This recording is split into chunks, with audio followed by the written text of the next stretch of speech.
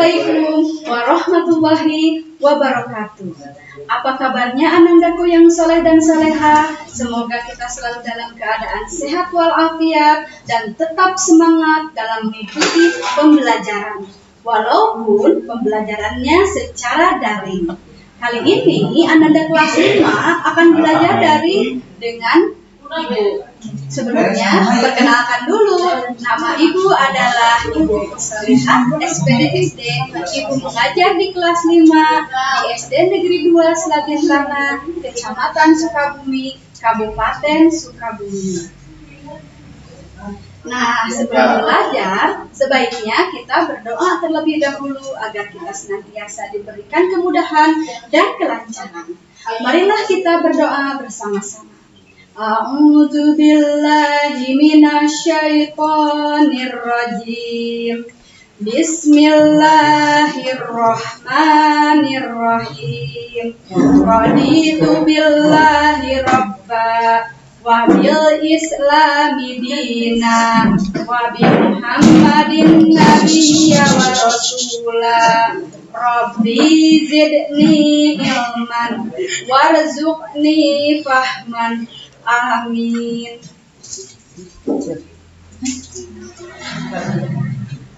Nah, Ananda, apakah sudah siap untuk mengikuti pelajaran selanjutnya? Nah, siapkan dulu buku tema 2-nya, buku tulis, dan alat tulis lainnya.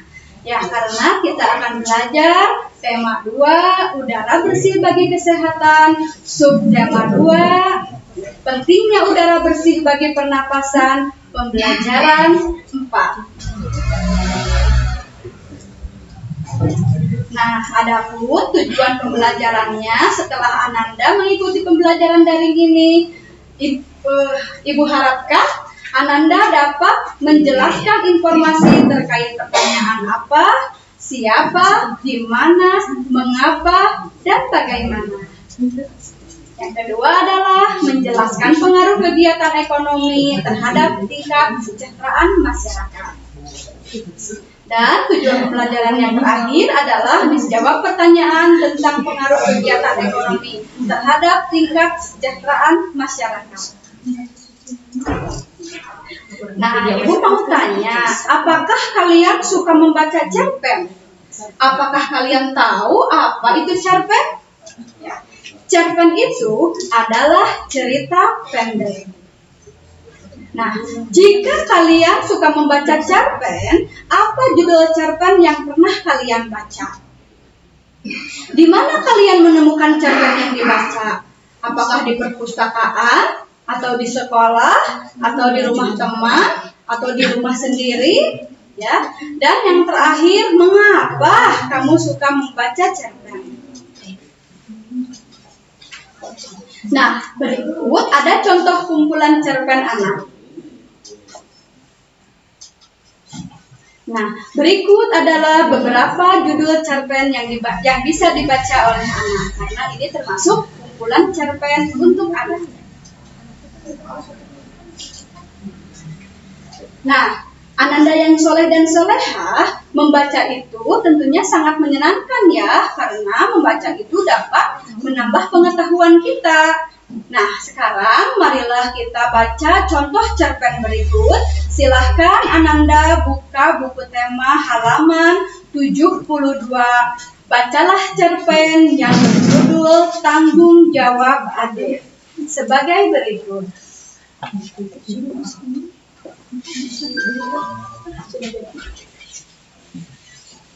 Nah, seru bukan cerpennya?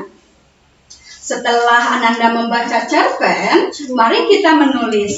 Berdasarkan cerpen yang telah Ananda baca, yang berjudul Tanggung Jawab Adik, maka jawablah pertanyaan berikut. Silahkan Ananda tulis pertanyaan dan jawabannya pada buku tulisnya. Pertanyaan yang pertama adalah, siapakah tokoh cerpen dalam Tanggung Jawab Adik? Pertanyaan yang kedua, berapa anggota keluarga Adik? Pertanyaan yang ketiga, siapa yang mengantar kue setiap pagi ke warung? Pertanyaan yang keempat, apa yang terjadi pada Kak Nina? Pertanyaan yang kelima, bagaimana Ade menolak permintaan itu untuk menggantikan tugas Kanina? Yang keenam, mengapa Ade tidak mau menggantikan tugas Kanina? Yang ketujuh, di mana Ade menunggu sebelum berangkat sekolah? Yang kedelapan, mengapa Ade merasa gundah saat berlangsung pelajaran di sekolah? Yang kesembilan, apa yang dilakukan Ade setiba di rumah kembali? Dan pertanyaan yang terakhir, apa yang dikatakan Kak Nina kepada Ade? Nah, Ibu percaya dan Ibu yakin Ananda pasti bisa menjawab pertanyaan berikut apabila tadi Ananda membaca cerpen dengan seksama.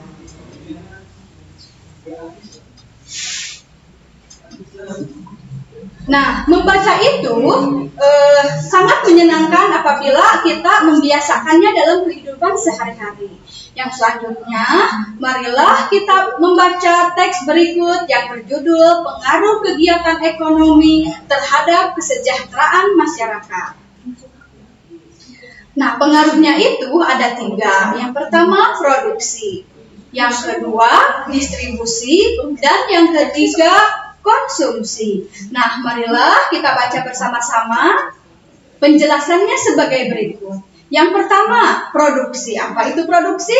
Ya, produksi adalah kegiatan menghasilkan barang dalam rangka memenuhi kebutuhan hidup. Orang yang melakukan kegiatan produksi disebut produsen. Coba kamu berikan contoh kegiatan produksi yang terdapat di sekitar tempat tinggalmu. Banyak sekali, bukan? Yang kedua, distribusi. Distribusi adalah kegiatan menyalurkan hasil produksi dari produsen ke konsumen.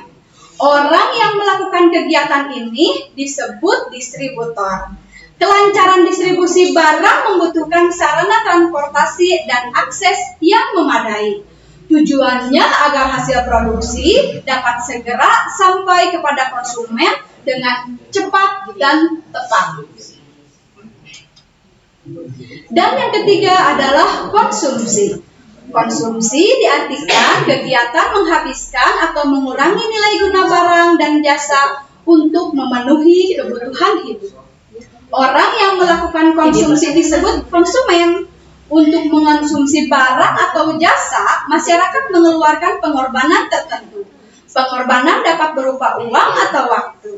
Dengan mengonsumsi barang atau jasa, masyarakat berusaha memperoleh kepuasan optimal. Ini dilakukan untuk mencapai taraf hidup yang sejahtera.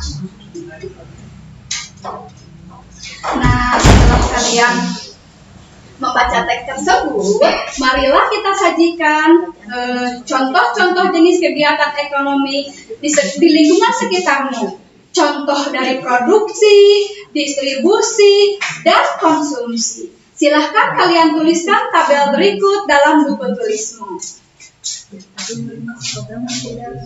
Sekian saja materi yang dapat disampaikan kali ini. Semoga Ananda dapat memahaminya. Setelah Ananda menyelesaikan tugas yang tadi, Ananda boleh melakukan aktivitas Ananda yang berikutnya. Tapi apapun itu aktivitasnya, jangan lupa selalu kita menerapkan protokoler kesehatan. Selalu ingat pesan Ibu, 3M. Yang pertama, memakai masker. Yang kedua, mencuci tangan dengan sabun atau hand sanitizer. Dan yang ketiga, menjaga jarak minimal 1,5 meter. Semoga Ananda selalu sehat walafiat dan tetap semangat. Sekian saja yang dapat Ibu sampaikan. Terima kasih. Wassalamualaikum warahmatullahi wabarakatuh.